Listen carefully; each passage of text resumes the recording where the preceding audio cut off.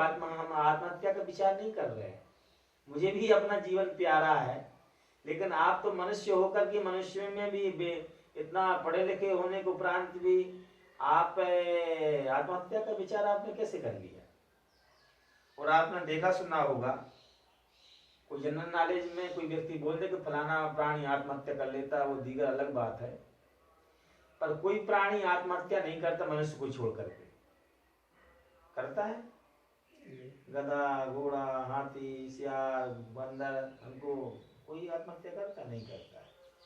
हम लोगों ने ही आत्महत्या का चुनाव क्यों किया? बुद्धिजीवी से बुद्धिजीवी आदमी आत्महत्या कर लेता है।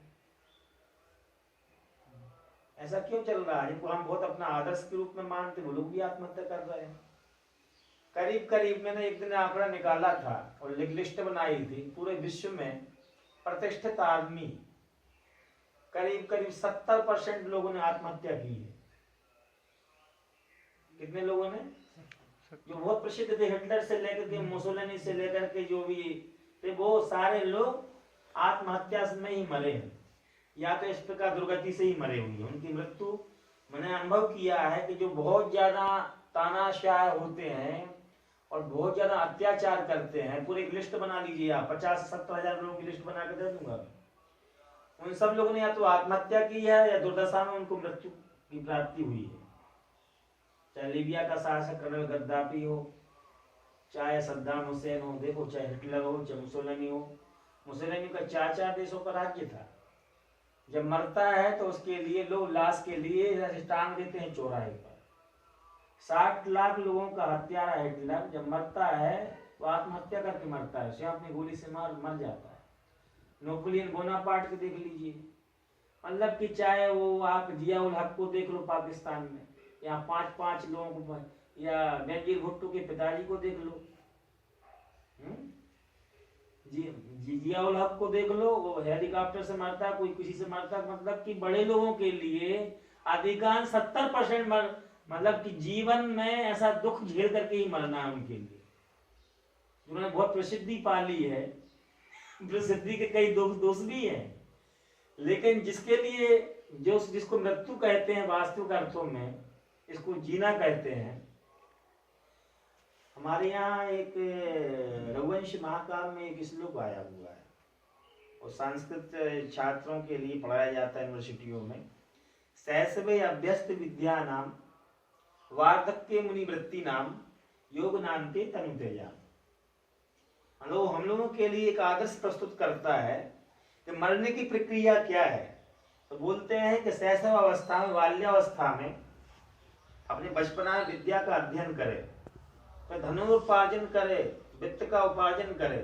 तृतीय वार्धक्य मुनिवृत्ति नाम, जब वृद्धावस्था को प्राप्त होने लगे तो मुनि की तरह रहे, और योग नान्ते तनु तेजाम, योगियों की तरह शरीर त्यागे।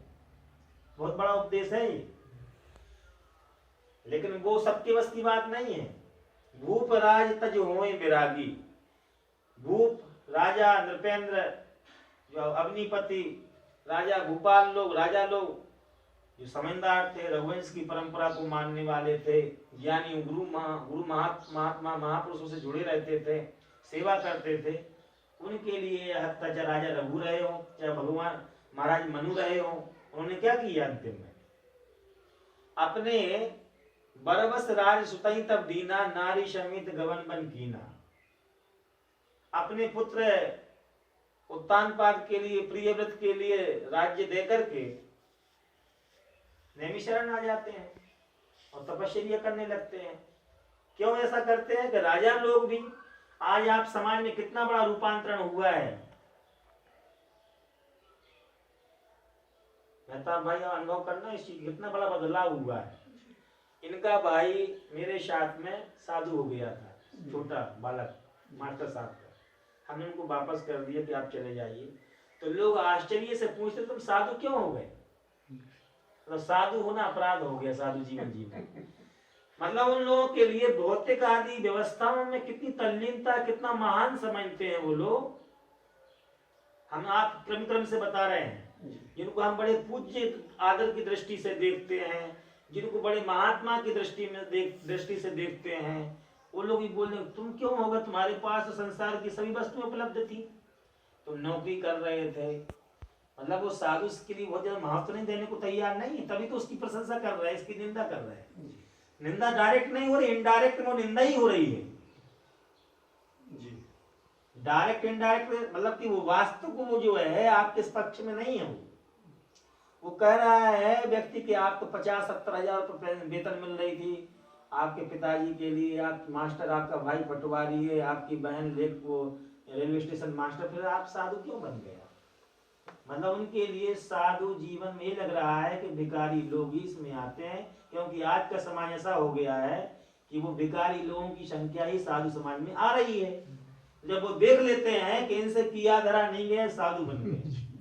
समझ आ रहा है कि नहीं?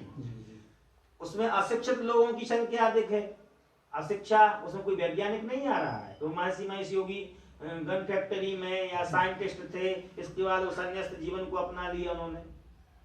उसमें अधिकांश ऐसे लोगों का आगमन हो रहा है जो गांजा पी रहे हैं, चरस पी रहे हैं, अफीम पी रहे हैं, अवैध धंधे कर रहे हैं। तो लोगों के मन में ये आने लगा कि साधु जीवन तो बेकार जीवन है। वो गंदे आदमी को देख करके ही मन में उसकी कल्पना कर रहे हैं। और ऐसा नहीं है कि गौतम बुद्ध महापुरुष थे, गौतम बुद्ध के पास में राज्य था, बड़े बड़े ऐसे महात्मा हो गए जिनके पास बड़े बड़े राज्य थे, स्वराज्य था। मैं आपको बताऊं, प्रत्यक्ष घटना है। श्री योगी अरविंद जी के आश्रम 13 IAS अधिकारियों ने नौकरी छोड़ करके उनकी सेवा करना स्वीकार किया था। मतलब कलेक्टर लोग अपने पद को छोड़ करके, योगी अरविंद जी 1950 में उनका शरीर शांत हुआ और पांडिचेरी में रह रहे थे, क्योंकि पांडिचेरी अंग्रेजों के राज्य के अधीनस्थ नहीं था। जैसे हम लोग कल्पना करते हैं कि पांडिचेरी भारत पर संपूर्ण भारत पर अंग्रेजों का राज्य था, ऐसा नहीं था। गोवा पर पुर्तगालियों का राज्य था, पांडिचेरी पर फ्रांसीसियों का राज्य था। तो कहने का तात्पर्य है कि अफसर अधिकारियों ने भी नौकरी को त्याग पत्र दे करके उनकी शरणागति स्वीकार कर ली। लेकिन आज का सच क्या है? आज का सच यह है कि कोई व्यक्ति बोलेगा महाराज जी प्रणाम प्रणाम, सब लोग दंडवत प्रणाम कर रहे हैं, लेकिन कोई व्यक्ति का, किसी का आदमी का लड़का यदि साधु बनने को तैयार हो जाए तो लोग रोते हैं। भले वो पेट्रोल पंप पर नौकरी कर लेगा तो स्वीकार कर लेंगे, चाहे भले वो जाकर के वहां पर अमेरिका में जाकर बच्चों को खिलाएगा, बच्चों को खिलाने का अमेरिका में 2 लाख रुपए मिलता है, 50,000 रुपया।